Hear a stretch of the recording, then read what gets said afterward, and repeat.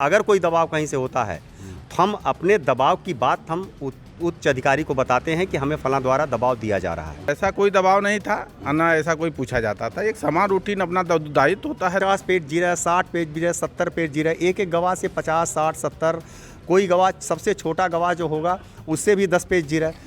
तो और अनेक तारीखों पर जी रहा, ऐसा नहीं एक तारीख पर, अनेक तारीखों पर जी रहा, 5-5, 6-6 तारीखों पर जी रहा। तो कैसे कर सकते हैं कि उनको अवसर नहीं मिला? कैसे करेंगे, कैसे नहीं करेंगे? आपने देखा होगा कि उनकी तरफ से माननीय उच्चतम न्यायालय में अधिवक्ता कार्य करने वाले अधिवक्ता गण यहाँ आए थे, लेकिन हम लोग अपनी देखते थे कि हम लोग वर्तमान में जिए, कि वर्तमान में अगर हम अपने केस को सही लेके चलेंगे तो भविष्य अच्छा ही होगा। 6 केस के लगभग हैं, जिसमें 25-26 सेशन न्यायालय में चल रहे हैं और 63 केस मजिस्ट्रेट ट्रायल विशेष MP MLA कोर्ट में, जिसमें मैं देखता हूँ, उसमें चल रहे हैं। थाना प्रकरण हमने सुना है जी, जहाँ की तमाम लोग इसमें ये कॉन्स्पिरेसी में इन्वॉल्व हैं और जहाँ तमाम लोग ने मिल करके उसको तोड़ा था और उसमें लूटपाट करी थी वगैरह, ये सब सुना। लेकिन मेरी मुर्गी चोरी, मिट्टी चोरी और ये सब चोरी तो हमने नहीं सुना है। इसके बारे में तो हम नहीं जानते, लेकिन यतीम खाना वाला प्रकरण हम जानते हैं, जिसका मुकदमा माननीय सत्र न्यायालय में चल रहा है। नमस्कार, मैं हूं आमिर खान और आप देख रहे हैं यूपी तक। हम इस वक्त बात करेंगे रामपुर के अभियोजन, सीनियर अभियोजन अधिकारियों से, जिन्होंने टोटल आजम खान के केसों को देखा है और जिस केस में सज़ा पड़ी है आजम खान को 2 जन प्रमाण पत्र वाले मामले में, उसमें पूरी मेहनत के साथ इन्होंने केस लड़ा है और उसको पूरा यहाँ तक अंजाम तक पहुँचाया है। कुछ ऐसे अनसुलझे सवाल हैं जो लोगों के मन में हैं और जो जिनकी चर्चाएं चलती आई हैं, उन सारे सवालों के जवाब मैं इनसे लेने की कोशिश करूंगा। क्या उन सवालों पे क्या कहते हैं जो लोगों के मन में है और जो रामपुर के अंदर और लोग बाहर के लोगों में जो चर्चा का विषय बने हैं इन सारे केसेस को लेके। मैं उनसे पहला सवाल करता हूं। मेरे साथ सीनियर अभियोजन अधिकारी हैं शिव प्रकाश पांडे जी। मैं उनसे बात करने की कोशिश करता हूं कि क्या वो कहने हैं। मेरा पहला सवाल उनसे यह है कि बड़ा हाई प्रोफाइल केस था शिव प्रकाश पांडे जी, बड़ा हाई प्रोफाइल केस था, आप लोगों को कितनी मेहनत करनी पड़ी? देखिए, वर्ष 2019 में 3 जनवरी को जब ये मुकदमा पंजीकृत हुआ था, उसके पश्चात विवेचना के बाद सत्र न्यायालय में चार्जशीट आई और वहाँ भी इसका ट्रायल शुरू हुआ।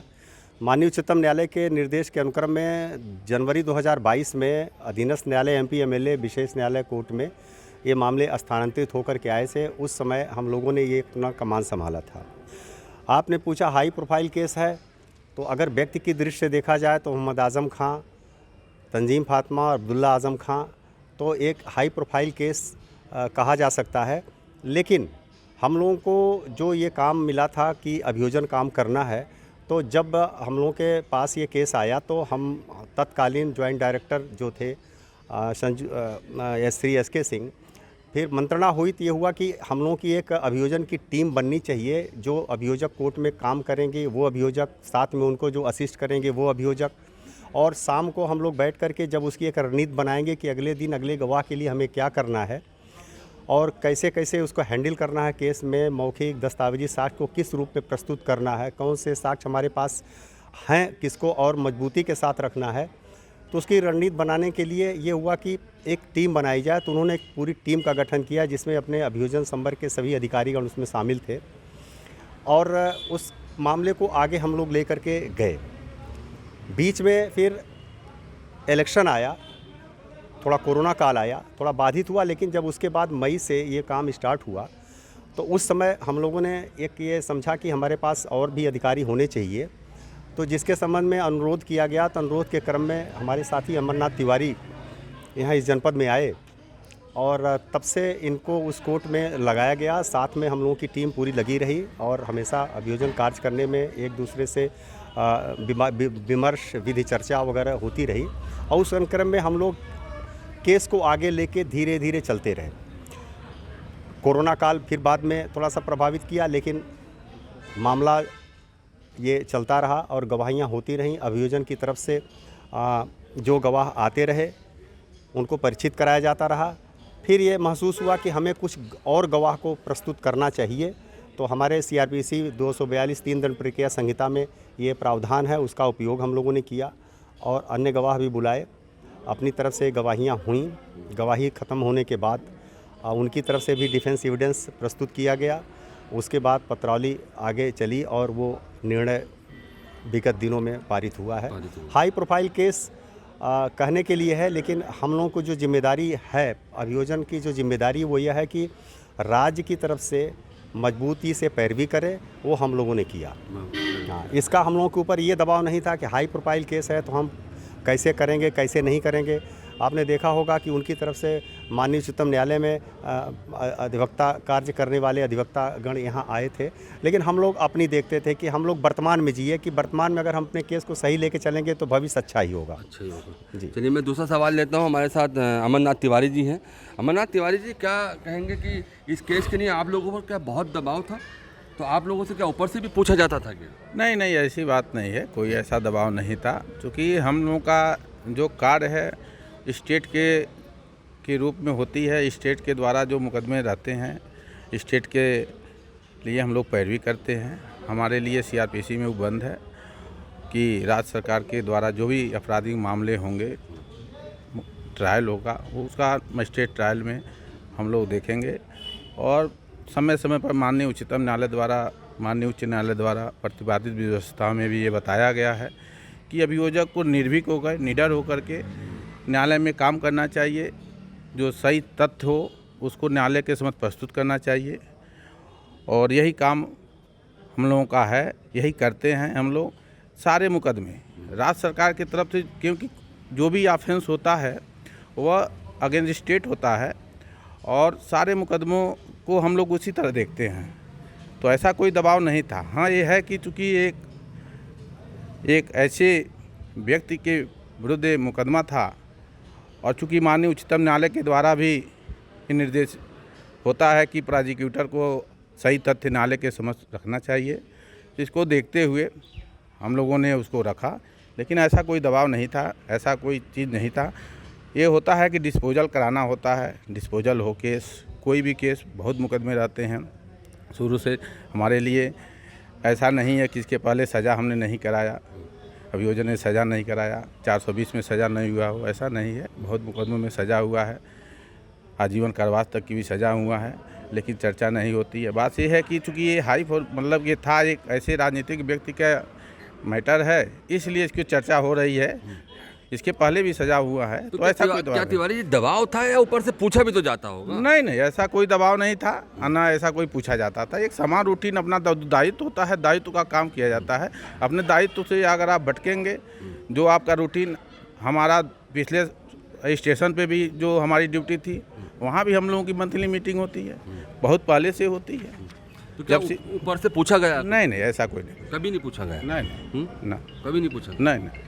चलिए मैं तिवारी जी, पांडे जी से बात करता हूँ कि पांडे जी, मेरा सवाल है कि लोग कह रहे हैं कि सरकार भी इसमें इंटरेस्ट ले रही थी, लोगों में ऐसी चर्चा है। नहीं नहीं नहीं, सरकार में इंटरेस्ट, सरकार द्वारा इंटरेस्ट लेने वाली कोई ऐसी बात नहीं है। जैसा कि अभी पहले भी आपको यही बताया गया है कि राज्य के प्रति जो ये तमाम अपराध जो होते हैं राज्य के प्रति होते हैं, तो राज्य की तरफ से पैरवी करने के लिए हम लोग त्रिस्तरीय परीक्षा पास करके लोक सेवा आयोग से चयनित होकर के महामहिम राज्यपाल द्वारा नियुक्त किए जाते हैं। काम ही यही रहता है कि हम लोग राज्य के संबंधित जितने मामले हैं, राज्य की तरफ से हम प्रबल पैरवी करें, निर्भीक होकर पैरवी करें। और इसमें सरकार का क्या इंटरेस्ट है? इसमें तो हमारा इंटरेस्ट ये है कि हम अपने मामले को मजबूती के साथ न्यायालय के सामने रखें। विभिन्न मामलों में उच्चतम न्यायालय ने ये कहा है कि अभियोजक का जो मालिक होता है वो दंड प्रक्रिया संहिता होती है, उसमें उसके अधिकार कर्तव्य दिए गए हैं, और अभियोजक को निर्भीक होकर के उन समस्त तथ्यों को न्यायालय के समक्ष रखना चाहिए जो न्यायालय के सहयोग के लिए हों, तभी तो न्यायालय एक निर्णय पे पहुंचने के लिए सक्षम हो सकेगा। तो हम लोगों ने वो काम किया। इसमें इंटरेस्ट किसी को लेने करके ऐसा कोई बात नहीं है। और ये मामला, लोगों में चर्चा है कि सरकार इस बार इस केस को लेकर बड़ा इंटरेस्ट ले रही थी, लोग अब इस चर्चा को अनावश्यक हवा दे रहे हैं। हम लोगों ने, जैसे कि अभी अमरनाथ तिवारी ने कहा कि हम लोग तमाम पैरवी करते हैं, यहाँ इन्होंने तमाम आजीवन कारावास सजा करवाए हैं, रोज़ सजाएं होती हैं, कोई नहीं पूछने वाला है, कहीं चर्चा नहीं होती। आजीवन कारावास में जेल जा रहा है, कहीं चर्चा नहीं हो रही है। अब ये चर्चा की जा रही है, एक ज़बरदस्ती की जा रही है, चूँकि मामला हाई प्रोफाइल लोगों से है। हाई प्रोफाइल लोगों की बात भी निराली है कि ऐसी चर्चा लोग करने वाले कर ले रहे हैं, लेकिन ऐसा इंटरेस्ट जैसा कोई चीज़ नहीं है। एक सामान्य प्रक्रिया के तहत ये मामला में हम लोगों ने अभियोजन कार्य किया, जो हमारी ड्यूटी भी बनती है। और अभियोजन संवर्ग के जितने भी अधिकारी हैं, जिस भी ज़िले में हैं, और जितनी हमें जानकारी मैं आपको बताना चाहता हूँ, सभी लोग बड़े निडर होकर के और बड़े मेहनत से काम करते हैं, और कहीं से किसी के दबाव की बात नहीं होती। हाँ, हमारे ऊपर अगर कोई दबाव कहीं से होता है तो हम अपने दबाव की बात हम उच्च अधिकारी को बताते हैं कि हमें फलां द्वारा दबाव दिया जा रहा है। अमरनाथ तिवारी जी, आपसे एक सवाल लेना चाह रहा हूँ कि बड़ा हाई प्रोफाइल केस था ये, 2 जन्म प्रमाण पत्र वाला और आजम खान परिवार से मुताल्लिक़। तो क्या इस बड़े प्रोफाइल केस को लेके क्या आप लोगों को भी कोई प्रभाव में लेने की कोशिश की गई हो या कोई परेशानी दिक्कत आई हो, तो इस पर क्या कहेंगे? अरे कोई बात नहीं। देखिए, हर मुकदमे में जो है वो कोशिश तो किया जाता है, लेकिन ऐसी कोई ये मुकदमा भी कोई ऐसा अलग मुकदमा तो था नहीं। तो सेम मैटर वैसे ही है, ये भी मैटर कोई अलग दबाव या कोई परेशानी का सामना नहीं, कोई परेशानी नहीं, कोई दबाव की नहीं मतलब है, कोई दबाव नहीं। मतलब कोई दबाव नहीं। प्रभाव में लेने क्या कोई प्रभाव में लेने की कोशिश की गई हो? एक सामान्य प्रक्रिया है, मुकदमा चलता है तो आदमी कोशिश तो करता है, लेकिन ऐसी कोई बात नहीं। ये भी मुकदमा कोई अलग नहीं है, ये भी मुकदमा आपराधिक मुकदमा ही है। जैसे अन्य मुकदमे हैं वैसे ये भी मुकदमे हैं, तो वैसे ये भी चलते हैं। प्रभाव में लेने की कोशिश की गई थी या नहीं? नहीं, ऐसी बात नहीं, ऐसी कोई बात नहीं। चलिए, मैं एक सवाल और पांडे जी से लेना चाह रहा हूँ कि पांडे जी, आप ये बताएं कि बीच में खबरें आती रहीं, कभी हाई कोर्ट जा रहे हैं, कभी सुप्रीम कोर्ट जा रहे हैं, क्या इनको बचाव का मौका मिला या नहीं? 5 साल तक मुकदमा चला। जितना हमारे लिए मौका मिला उतना इनके लिए मौका मिला। जब से चार्जशीट दाखिल होगी, हमारे लिए भी अवसर आ गए, इनके लिए भी अवसर आ गए। हमने अपना साक्ष्य प्रस्तुत किया, इसके बाद इनको साक्ष्य करने का मौका मिला। हमने 15 साक्षीगण प्रस्तुत किए, इन्होंने 19 साक्षीगण प्रस्तुत किए। इनको पूरा मौका मिला। और यहाँ तक कि माननीय उच्च न्यायालय गए थे, माननीय उच्च न्यायालय के निर्देश के अनुक्रम में इनको एक गवाह को और प्रतिपक्षित कराने का मौका मिला। तो ऐसा नहीं कहा जा सकता है कि इनको मौका न मिला हो। और जहाँ तक है माननीय उच्च न्यायालय जाना, माननीय उच्चतम न्यायालय जाना, तो ये उनका काम है कि वो किस आर्डर के खिलाफ माननीय उच्च न्यायालय गए, माननीय उच्चतम न्यायालय गए। लेकिन जिस भी आदेश के खिलाफ माननीय उच्चतम न्यायालय, माननीय उच्च न्यायालय गए, वो अगर एक अभियोजक की दृष्टि से हमसे पूछा जाए या हमारी टीम से पूछा जाए, तो हमारा यही कहना होगा कि वो ऐसा आदेश नहीं था कि जिनके खिलाफ माननीय उच्च न्यायालय, उच्चतम न्यायालय जाया जाए। ऐसे तो हर व्यक्ति हर आदेश के खिलाफ एक यहाँ लड़ाई कर लड़े और उसके बाद उसकी एक अर्जी उठा करके उच्चतम न्यायालय में डाले, उच्च न्यायालय में डाले, तो मामले तो 3 गुना हो जाएंगे। छोटी छोटी बात को लेकर वहाँ जाना है, तो मेरे ख्याल से बहुत मतलब ऐसे नहीं था। और इसी कारण से पक्ष में उनके आदेश भी नहीं हो पाए, क्योंकि मेरिट लेस था मैटर उनका। जिस मामले में उच्चतम न्यायालय, उच्च न्यायालय, माननीय उच्च न्यायालय, उच्चतम न्यायालय गए थे, वो उसमें वो मेरिट नहीं थी, क्योंकि वो सब चीज़ें उठाने का एक बढ़िया प्लेटफार्म निचली अदालत थी। आपको हर चीज़ उठाने का समय यहाँ मिला, पर्याप्त समय दिया गया। आर्डर शीट अगर देखी जाए माननीय इस मामले की, तो इस मामले की आर्डर शीट देखने पर पूरा पता चलेगा कि अभियोजन की तरफ से हमारे अधिकारी ने जो उनको मतलब कि जवाब दिया, और उनकी तरफ से जो प्रार्थना पत्र प्रस्तुत किए गए, समुचित अवसर न्यायालय ने उनको दिया है। और ऐसा नहीं कहा जा सकता है कि उनके अवसरों का हनन किया गया हो। मौका मिला, भरपूर मौका मिला, प्रत्येक स्तर पर मौका मिला। उनकी जीरा देख लिए, 50 पेज जीरा, 60 पेज जीरा, 70 पेज जीरा, एक गवाह से 50, 60, 70, कोई गवाह सबसे छोटा गवाह जो होगा उससे भी 10 पेज जीरा। तो और अनेक तारीखों पर जीरा, ऐसा नहीं एक तारीख पर, अनेक तारीखों पर जीरा, 5-5, 6-6 तारीखों पर जीरा। तो कैसे कह सकते हैं कि उनको अवसर नहीं मिला? जिस दिन उनको जीरा करने का अवसर मिला, टाइम की कोई पाबंदी नहीं थी, आप जितना जीरा करते चले जाओ, कोई मनाही नहीं थी। 5-5, 6-6 दिन जीरा हुई, मौका ऐसा नहीं कहा जा सकता मौका नहीं मिला। अच्छा अमरनाथ तिवारी जी, मैं एक सवाल आपसे लेना चाह रहा हूँ कि चर्चा बहुत चली है, और आजम खान साहब ने भी खुद कहा कि सबको पता था कि 7 साल की सज़ा होगी। क्या आपको मालूम था? नहीं, ऐसी बात नहीं है। देखिए, जो सज़ा का क्षेत्राधिकार होता है, पहले आपको ये समझना होगा इसके लिए कि न्यायालय की शक्तियाँ क्या हैं। न्यायालय जो यूपी में होते हैं वर्तमान में, एक मजिस्ट्रेट ट्रायल न्यायालय होते हैं, एक सेशन ट्रायल मामले न्यायालय होते हैं। मजिस्ट्रेट ट्रायल न्यायालय में जो है जीएम का न्यायालय और सीजीएम स्तर का न्यायालय होता है। जीएम को 3 वर्ष तक की सज़ा देने का अधिकार है, और एसीजीएम स्तर के न्यायालय को 7 वर्ष तक की सज़ा की अधिकार है। उसके बावजूद भी दंड देखा जाता है कि किस धारा में क्या प्रावधान है। भले CGM स्तर का अधिकारी है, 7 वर्ष का सज़ा देने का अधिकार है, लेकिन अगर वह धारा अब 379 का ऑफेंस है तो 7 वर्ष थोड़ा देंगे, उसमें 3 वर्ष का है। तो ये किसी को सज़ा जब दिया जाता है तो ये देखा जाता है कि क्या है। हमारा केस 420, 467, 468, 471, 120 भी का था, जिसमें 467 की जो ऑफेंस थी वो आजीवन कारावास से दंडनीय थी। 420, 468 का ऑफेंस था वो 7 वर्ष तक के दंडनीय अपराध थे और पूरी दस्तावेजी साक्ष्य पे आधारित था। इसमें ये था कि 2 जन्म प्रमाण पत्र थे। एक अब्दुल्ला आजम खां के शैक्षिक प्रमाण पत्र थे जो कक्षा 1 से लेकर के M.Tech की डिग्री तक की थी, जिसमें एक 93 जन्मतिथि थी। और नगर पालिका रामपुर से एक जन्म प्रमाण पत्र भी जारी कराया गया था।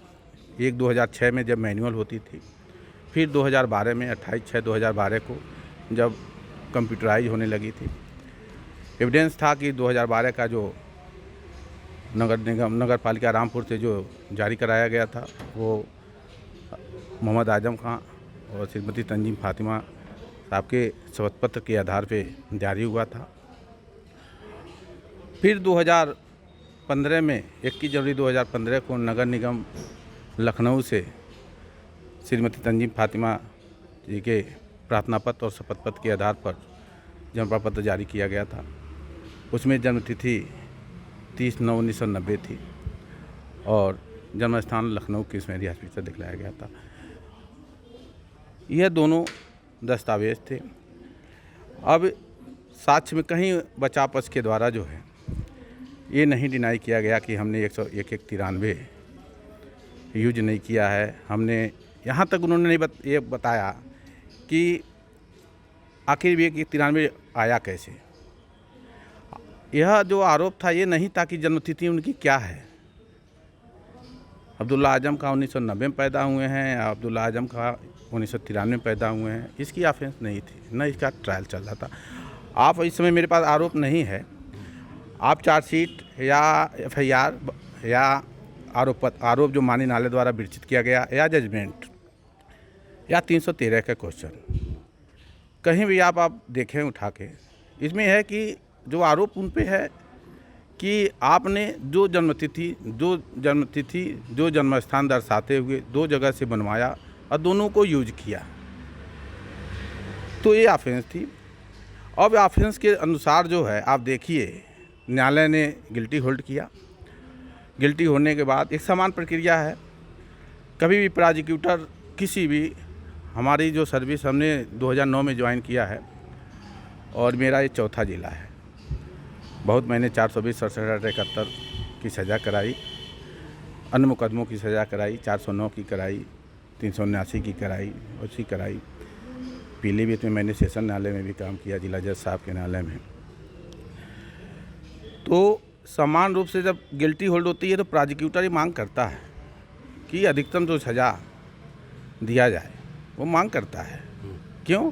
क्योंकि वो प्रोसिक्यूटर का दायित्व तो मांगना, क्योंकि उसका प्रभाव समाज पे जाए, समाज पे दूसरा कोई अपराध करने के लिए फिर ऐसा ना करे, यही उद्देश्य है। इसलिए मांग करता है। न्यायालय उस परिस्थितियों को देखते हुए वो देता। अब वर्तमान परिस्थितियों में जो आप कह रहे हैं कि मालूम था और ये था, आप देखिए न्यायालय ने 420 में 7 वर्ष की सज़ा हो सकती थी, न्यायालय ने 3 वर्ष का दिया। 468 में 7 वर्ष की सज़ा हो सकती थी और न्यायालय को अधिकार भी था 7 वर्ष का। CGM स्तर का अधिकार न्यायालय ट्रायल कर रहा था, 7 वर्ष की सज़ा दे सकते थे, लेकिन उन्होंने 3 वर्ष दिया। 467 में उन्होंने 7 वर्ष का दिया। 467 आजीवन कारावास से दंडनीय है। तो उन्होंने, हमें लगा कि हमने मांग किया और न्यायालय ने अपने अधिकार का, और जो दंड प्रक्रिया संहिता में उनको उस IPC में उस अपराध के लिए जो उनको दंड उसकी दंड का प्रावधान है, आज जो CRPC में उनको दंड देने की शक्ति है, उसको देखते हुए उन्होंने, हमें लगा 7 वर्ष दे सकते थे, उन्होंने 3 वर्ष दिया। अब आजीवन कारावास की थी। आजीवन कारावास की एक गणना CRPC में कही गई है कि आजीवन कारावास में अगर गणना किया जाएगा आजीवन कारावास का सज़ा कितना माना जाएगा, तो 14 वर्ष एक समान रूप से, तो उन्होंने 7 वर्ष। तो ऐसा नहीं है कि अनुमानता, ऐसा नहीं है। हमारा काम, हम अपने काम को बेटर तरीके से करते हैं दस्तावेजी साक्ष्य था। हाँ, ये विश्वास था कि गिल्टी होल्ड होगी, सज़ा होगी और हम अधिकतम मांग करेंगे, क्योंकि दस्तावेजी साक्ष्य था, इसमें अलग नहीं था। और ये चीज़ मैं आपको और बताऊँ, अभी आपने सर से पूछा है कि बचाव पक्ष को अवसर नहीं दिया नहीं गया था। हाँ, पर अभियोजन के द्वारा इसमें क्या नाम है कि 15 गवाह पेश किए गए। जो भी गवाह हमारा आया उसका चीफ उसी दिन हो गया, केवल 2 गवाह को छोड़ दिया जाए जिसकी चीफ 2 दिन हुआ। ये सारे गवाह की हमारी चीफ उसी दिन हो गई, और कोई ऐसा गवाह नहीं है जिसको डिफेंस ने उसी दिन जिरह कर दिया हो, बल्कि वादी मुकदमा थे तो 6 दिन गवाही जिरह हुआ। PW2 जो अध्यापक थे उनसे भी 6 दिन, ऐसे बहुत 170 तारीखें लगी इस मुकदमे में। कम नहीं होता 170 तारीख, 6 महीने के लगभग हुआ। 170 तारीखों में इनकी हर तरह से जिरह की गई। दूसरी चीज़ें, अभियोजन का जो साक्ष्य समाप्त हुआ वह जनवरी में समाप्त हो गया और 313 बुलाया गया। 313 17 मार्च 2023 को बना, तो 3 महीना तो यहीं मिल गया, 2.5 महीना। उसके बाद बचाव साक्षी हुए, 19 बचाव साक्षी ने पेश किया। 10 जुलाई 2023 को बचाव का अवसर समाप्त हुआ, मतलब उनके द्वारा इंडोर्स किया गया बच के अधिवक्ता द्वारा कि अब मुझे कोई साक्ष्य प्रस्तुत नहीं करना है, 10 जुलाई को। उसके बाद पत्रावली बहस में आ गई, उनके द्वारा मांगा गया समय बहस करने के लिए भिन्न तिथियों पर, इसे लिखित भी प्रस्तुत किए। और 10 जुलाई के बाद आपकी सज़ा हुआ है 18 अक्टूबर को। तो आप देख लीजिए कि कितना समय मिला। दूसरी चीज़ मैं आपको कहना चाहूँगा कि इस स्तर पे आपके द्वारा FIR को चैलेंज किया गया, चार्जशीट को चैलेंज किया गया। जहाँ तक मेरी जानकारी है कि 2 बार माननीय उच्चतम न्यायालय में TA डाला गया, 1 बार माननीय उच्च न्यायालय इलाहाबाद में डाला गया, 3-4 बार 482 डाला गया, 1 बार लास्ट में रिवीजन डाला गया। तो पर्याप्त अवसर था। यहाँ तक कि प्रोसिक्यूशन का जब गवाह हो रहा था उस समय भी बचाव पक्ष के अधिवक्ता द्वारा 2 डॉक्यूमेंट मंगवाया गया, उसको भी उन्होंने खुद प्रार्थना पत्र दे करके मंगवाया कि नहीं, हम इस गवाह से इस डॉक्यूमेंट में जिरह करना चाह रहे हैं 91 के अंतर प्रार्थना पत्र। न्यायालय ने उसको भी मंगाया। तो पर्याप्त समय दिया गया, पर्याप्त समय था, पर्याप्त समय दिया गया था। और पर्याप्त समय उनको 313 में पूरा क्वेश्चन पूछा गया, सारा चीज़ का उनको अवसर था, सारा उन्होंने बताया। 313 जिस दिन रिकॉर्ड हुआ था आपको मालूम होगा, पूरा समय लगा था और न्यायालय ने पूरा पूछा था। सारे जो इन्होंने बताया, इनके अधिवक्ता ने लिखा, जो बताए उन्होंने लिख कर दिया। तो पर्याप्त अवसर था, ऐसी कोई नहीं है। और ये थी। पांडे जी, मेरा सवाल है आपसे कि 7 साल की सज़ा का क्या रहस्य है? कोई रहस्य नहीं। अभी तिवारी जी ने बताया। ये रहस्य, ऐसे सवाल क्यों पूछ रहे हैं आप कि रहस्य क्या है? अगर पूछ ही दिया तो जवाब भी ले लीजिए। अभियोजन का काम मामले को पूरी तरह से साबित करना। इस मामले में जो सबसे बड़ी धारा थी वो आजीवन कारावास की सज़ा से दंडित होने वाली थी, ठीक है। लेकिन ACGM प्रथम को जो मैक्सिमम सज़ा देने का जो क्षेत्राधिकार है वो 7 साल तक ही है, तो उससे ज़्यादा वो जा नहीं सकते थे।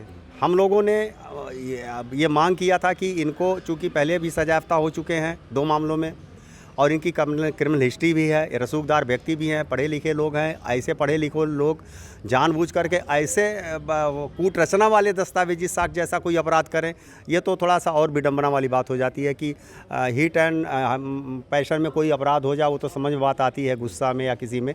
लेकिन ये सोची समझी साजिश के तहत इस तरह से कूट रचना वाला अपराध ऐसे पढ़े लिखे व्यक्तियों द्वारा किया जाना, थोड़ा सा ऐसा लगा। हम लोग तो गंभीर की सज़ा की मांग कर रहे थे, अपने बहस में किया। देखिए, वर्तमान में जिया जाता है, जब न्यायालय ने गिल्टी होल्ड कर दिया उसी समय हम लोगों को अवसर मिला कि अब हमें इसे सज़ा ज़्यादा से ज़्यादा करने के लिए हमें आर्गूमेंट करना है।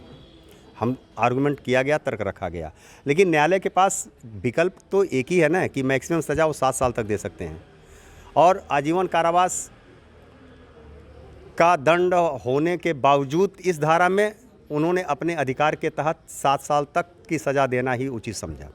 उससे ज़्यादा दे भी नहीं सकते थे। अमरनाथ तिवारी जी, आजम खान पर टोटल कितने केस हैं? और ये कहा जाता है कि आजम खान के केसों पे बोझा बढ़ा दिया गया, क्या आपको लगता है? देखिए, ऐसी बात नहीं है। हमारे जानकारी में जो है टोटल जो है 106 केस के लगभग हैं, जिसमें 25-26 सेशन न्यायालय में चल रहे हैं और 63 केस मजिस्ट्रेट ट्रायल विशेष MP MLA कोर्ट में, जिसमें मैं देखता हूं, उसमें चल रहे हैं, जिसमें से 30 मुकदमे ऐसे हैं जो किसानों से संबंधित हैं। किसानों की ज़मीन को जवाहर यूनिवर्सिटी में ज़बरदस्ती मिलाने का किसानों ने ये आरोप लगाया है। उसके बाद ही मुकदमा जो है यहीं के लोग हैं और अक्सर इन्हीं के धर्म के हैं।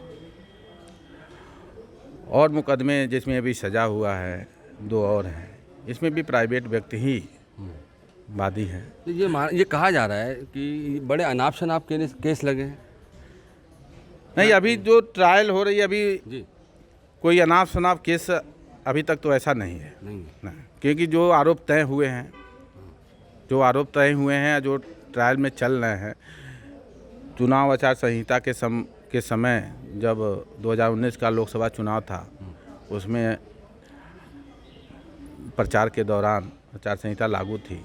उस समय आपने जो भाषण दिया, वक्तव्य कहे चुनावी सभा को संबोधित करते हुए, और जानते हुए कि क्या नाम है, क्योंकि जब चुनाव आचार संहिता लागू होती है तो प्रत्याशियों की मीटिंग होती है और उनको मालूम होता है। और मोहम्मद आजम खां 10 बार के लगभग विधायक रह चुके हैं, जैसा कि कल मैंने पेपर में पढ़ा। कैबिनेट मंत्री भी 4 बार रह चुके हैं, लोकसभा सदस्य भी रह चुके हैं। 40 साल का लगभग करियर है, तो उनको अच्छी तरह मालूम है। उनकी शब्द में है वजन बोलने वाला। उनको मालूम है कि क्या बोलना चाहिए चुनाव में। चुनाव आचार संहिता के दौरान जो बोले, आचार संहिता लागू थी, केंद्र भारत निर्वाचन आयोग के अंतर्गत होती है, उसमें पूरी डिटेल होती है। कोई भी बोलेगा, अगर यहाँ तक कि सरकारी कर्मचारी है, अगर वो ड्यूटी में नहीं जाए, उसके विरुद्ध मुकदमा लिखा जाता है आचार संहिता उल्लंघन की। ऐसा नहीं है कि इन्हीं की परत गया, कोई भी बहुत मुकदमे हैं। 2012 में मुकदमे यूसुफ अली के हैं चुनाव आचार संहिता के, 2019 में जयप्रदा के, उनके विरुद्ध भी आचार संहिता उल्लंघन। कोई भी सरकारी आदमी ड्यूटी लगा है, नहीं गया, उसकी भी वो है, वो अपने कर्तव्य का दायित्व, तो ये है। और मुकदमे ट्रायल चल रहे हैं। ये माना जाए कि कोई अनाप शनाप मुकदमा नहीं है। नहीं, अभी तो अगर चार्जशीट आई है, न्यायालय ने संज्ञान लिया है, अगर उसमें एविडेंस नहीं होती तो न्यायालय संज्ञान नहीं लेता। न्यायालय ने संज्ञान लिया तो एविडेंस पाया तभी संज्ञान लिया, तो अनाप शनाप कैसे कर सकते हैं। सूर्य प्रकाश पांडे जी, एक सवाल ये है कि आपसे कि मुर्गी चोरी, मिट्टी चोरी, गल्ला चोरी, ये सब क्या है? ये सवाल उठता रहता है कि आजम खान भी सब कुछ कह रहे हैं कि ये सब क्या है। मुर्गी चोरी, गल्ला चोरी, मिट्टी चोरी, यही आपने कहा? जी जी। ऐसा तो हमने नहीं सुना है कि ऐसी कोई चोरी की बात हो। अभी वही बतावेंगे कि क्या ऐसी चोरी है। हाँ, यतीम खाना प्रकरण हमने सुना है जी, जहाँ की तमाम लोग इसमें ये कॉन्स्पिरेसी में इन्वॉल्व हैं और जहाँ तमाम लोग ने मिल करके उसको तोड़ा था और उसमें लूटपाट करी थी वगैरह, ये सब सुना। लेकिन मुर्गी चोरी, मिट्टी चोरी और ये सब चोरी तो हमने नहीं सुना है। इसके बारे में तो हम नहीं जानते, लेकिन यतीम खाना वाला प्रकरण हम जानते हैं, जिसका मुकदमा माननीय सत्र न्यायालय में चल रहा है, सब जुडिस से। तो मिट्टी चोरी का भी कुछ चल रहा है? नहीं, ऐसा तो कुछ नहीं। कहाँ से आ गया सब? मुर्गी चोरी का भी? अरे कुछ नहीं, मुर्गी चोरी का क्या है? कुछ है मुर्गी चोरी का? नहीं, ऐसी जानकारी हमारे नहीं है। नहीं है आपको। तिवारी जी, अमरनाथ तिवारी जी, सवाल ये है कि आप लोगों से सवाल मैं कर रहा हूँ कि आप लोगों को क्या डर नहीं लगा कि ये सब कुछ इतना? हमने आपको पहले ही बताया कि ये सरकारी सेवा में आने पर हम लोग ECS से आए हैं, एग्ज़ाम देकर आए हैं, और ये रहा कि हमारा घर जो है, अक्सर जो हमारे विभाग के हैं, अभियोजन विभाग में, वो होम डिस्ट्रिक्ट में नौकरी नहीं करते हैं, क्योंकि हमारा विभाग क्लास 2 राजपत्रित अधिकारी का, यही हमारा ऐसा विभाग है कि टोटल राजपत्रित अधिकारी हैं, जिसमें APO और PO क्लास 2 और गेस्टेड ऑफिसर होते हैं, और SPO, JD और AD सामान, ये क्लास 1 और गेस्टेड अधिकारी होते हैं। पूरा विभाग ही हमारा गेस्टेड अधिकारी है। और इसको दुर्भाग्य कहें या वो कहें कि हम लोग होम डिस्ट्रिक्ट में ड्यूटी ना करके हम लोगों की नौकरी बहुत दूर लगती है, 500-600 किलोमीटर, और हमको मजिस्ट्रेट ट्रायल के मामले दिए जाते हैं देखने के लिए। हमको सीआरपीसी हमको पावर देती है। हम स्टेट के प्रोसिक्यूटर हैं, स्टेट जहाँ स्टेट लगा जिस मुकदमे में और उसमें हमें अधिकार मिल जाता है। हमको किसी न्यायालय में जाने के लिए परमिशन की आवश्यकता नहीं होती है कि पर्टिकुलर इस न्यायालय में जाना। हम जहाँ स्टेट शब्द लगा है वहाँ हम राज्य सरकार के तरफ से पैरवी करेंगे। आप देखते हैं सवाल यहाँ ये उठ रहा है वही कि मैं कह रहा हूँ, वही मैं बता रहा हूँ, आपको मैं वही- सवाल वही मैं पूरा बता एक बार और कह रहा हूँ कि सवाल ये उठ रहा है कि आप लोग सरकारी मुलाजिम हैं। वही मैं बता रहा हूँ। आजम खान भी कह चुके हैं कि सरकार बदली जाएगी तो सबको देख लिया जाएगा, तो इसको क्या? मैं वही बता रहा हूँ, हमको पावर सीआरपीसी देती है, हमको पावर माननीय उच्च न्यायालय और उच्चतम न्यायालय के विधि व्यवस्थाएं देते हैं। इसमें कहा है कि प्रोसिक्यूटर निर्भीक और निडर होकर अपना काम करना चाहिए। हम कोई अलग से काम थोड़ा करते हैं। हमारे सामने जो विवेचना से एविडेंस एकत्र होते हैं उसको मैं न्यायालय के सामने प्रस्तुत करता हूँ, और सही हमारा उद्देश्य क्या है कि सही तथ्य न्यायालय के समक्ष प्रस्तुत हो जाए, कोई निर्दोष छूटे ना, कोई निर्दोष की सज़ा ना हो और कोई दोषी व्यक्ति छूटे ना। तो इसमें कहीं डरने और निर्भीक होने की कोई है नहीं, ऐसा नहीं। अच्छा शिव प्रकाश पांडे जी, आखिरी सवाल है मेरा, काफ़ी देर से मैं आपको सवाल कर रहा हूँ। एक आखिरी सवाल मेरा ये है कि कोई वकील अगर केस जीतता है तो मशहूर हो जाता है, उसको पैसा मिलने लगता है, क्या आप लोगों को भी कोई अलग से पैसा मिला? देखिए, हम लोग उत्तर प्रदेश राज्य कर्मचारी आचरण नियमावली के परिधि के तहत हम लोग काम करते हैं, और चयनित होने के बाद वेतन भोगी कहिए चाहे सैलरीड पर्सन कहिए, हम लोगों के एक ऑफिस होता है, उसमें सब लोग राज्य सरकार की तरफ से एक जो वेतन मिलता है वो हम लोग ग्रहण करते हैं, और आचरण नियमावली से हम लोग बंधे होते हैं। और वकील जो प्राइवेट होते हैं उनकी फ़ीस अनंत होती है, वो मशहूर होते हैं, तो मशहूर तो हम भी होते हैं। देखिए, उनके मशहूर होने वाली बात लोग कर देते हैं, इस मामले में भी तो मशहूर हम हुए। हमने ईमानदारी से, जैसे अमरनाथ ने कहा, पूरी निर्भीकता के साथ न्यायालय को असिस्ट करके हमने पूरी बात को रखा, तो मशहूर तो हम भी हुए। अब यह है कि अभियोजन का प्लेटफार्म को पता नहीं क्यों मुझे या हमारे और बहुत साथियों को ये लगता है कि जो एक्सपेंड होना चाहिए उनको पावर से, गरिमा से और तरीके से, वो थोड़ा सा नहीं है, क्रस्ट टाइप का है। तो हम अपने जिस स्थिति में भी हैं उस स्थिति में हम लोग मजबूती से काम कर रहे हैं, और अगर प्राइवेट काउंसिल किसी काम को करके मशहूर होते हैं तो हम भी उनके अगेंस्ट खड़े होते हैं, और उनकी अधिवक्ताओं की फ़ौज जूनियर सीनियर मिला के 5, 7, 10 की होती है। हम तो कोर्ट में अकेले रहते हैं, लेकिन हम भी निर्भीकता का सामना करते हैं। तमाम सज़ाएँ कराई हैं, आजीवन कारावास तक हमने सज़ाएँ कराई हैं। पूरे प्रदेश में जो महिलाओं के संबंध में, जो मिशन शक्ति के संबंध में जो अभियान चल रहा है, पोक्सो का रेट में कन्विक्शन रेट बढ़ा, महिलाओं के और मामलों में कन्विक्शन रेट बढ़ा, अन्य अपराधों में कन्विक्शन रेट बढ़ा, वो अभियोजन की निर्भीकता का ही तो प्रमाण है कि अभियोजन ने मन बना लिया है कि अब हम अपनी पूरी ताकत के साथ, पूरे अपनी क्षमता के अनुसार हम अपने तथ्यों को न्यायालय के सामने मजबूती से रखेंगे, और न्यायालय के सामने कम्युनिकेशन परसुएसिवली वाली बात करेंगे। यानी कि जो हम कहना चाहते हैं न्यायालय उस हद तक समझे। ऐसा नहीं कि हम कह रहे हैं और हमारे कहने में कोई कमी हो रही है, नहीं, हम मतलब इस लेवल तक कहना चाहेंगे, तथ्य रखना चाहते हैं या रखते हैं कि न्यायालय हम क्या कहना चाहते हैं न्यायालय को हम समझाने में सक्षम हो जाए। अगर प्रोसिक्यूटर अपनी बात को मौखिक रूप से या दस्तावेजी रूप से न्यायालय के सामने रखने में सक्षम हो जाता है, या उस हिसाब से उस प्लेटफार्म तक, उस बेस पर अगर रख देता है, तो आप समझ लीजिए कि उसी समय तराजू के पलड़े में जो न्याय का पड़ रहा है, और वो उस प्रोसिक्यूटर की तरफ झुक जाता है, और उसमें सज़ा की गुंजाइश ज़्यादा हो जाती है। बस यही मकसद। ये मानते हैं आप लोग कि मशहूर आप लोग भी हुए? हाँ, हम मशहूर हुए क्योंकि हम अपने काम को पूरी निर्भीक, निडर और ईमानदारी से किए, और इसमें कहीं हम दबे नहीं। इतने दूर रहने के बाद बिना किसी दबाव के, और हमारे जूनियर भी भैया कहते हैं कि भैया ये कैसे आप मतलब कि क्या क्या प्रक्रिया होती है, 420 में क्या क्या साबित कराना होता है। सीनियर भी मुझे आशीर्वाद देते हैं। तो है मशहूर का होने का मतलब कि केवल ये थोड़ा ना है कि क्या नाम है। हाँ, आपको मैं एक चीज़ बताऊं, आपने अच्छा चीज़ भी कहा, जो आपके पास संसाधन है और जो आपके पास समय है उसमें आप अपने आप को बेटर कीजिए। माने नहीं है कि क्योंकि तत्काल में आपको कुछ मिलने वाला नहीं है, चाहे परिवार हो चाहे समाज हो। जो आपके पास है उसमें आप संतुष्ट होइए और उसी में आप बेटर खोजिए। शुक्रिया बहुत बहुत यूपी तक से बात करने के लिए।